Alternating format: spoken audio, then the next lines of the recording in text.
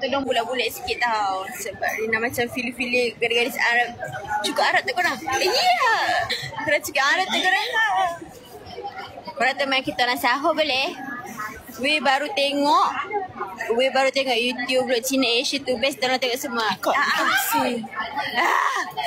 Rina terlepas. Korang kalau komen tu pun jangan sebut tau. Korang sebut korang sebut YT je. Jangan tulis full. Sebab Rina ni macam baca laju. Rina pakai tudung saja pun cantik. Thank you.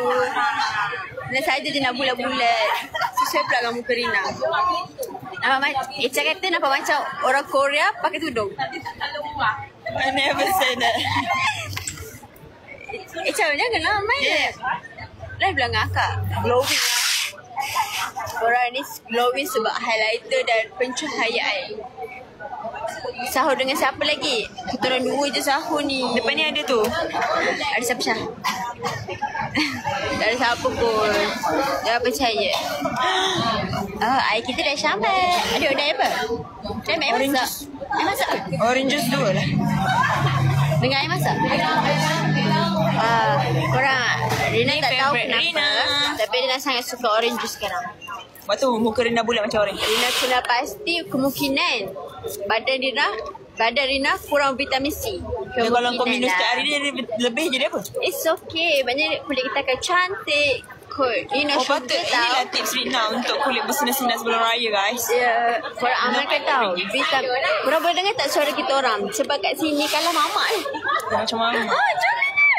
Akak dah hampir 3K lah you kau ready tak? Bismillahirrahmanirrahim. Korang dah azan belum ni? Korang dah azan ke?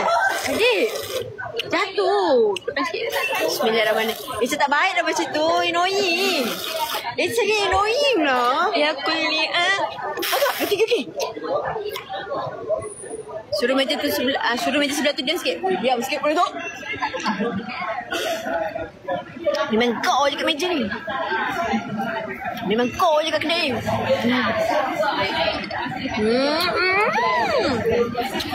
Masam dia. macam ni?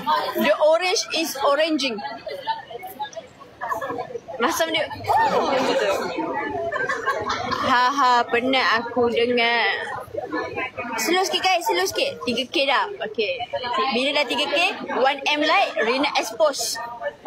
1M light, Rina expose. Okay, yang ni serius. 1M light, Rina expose pasal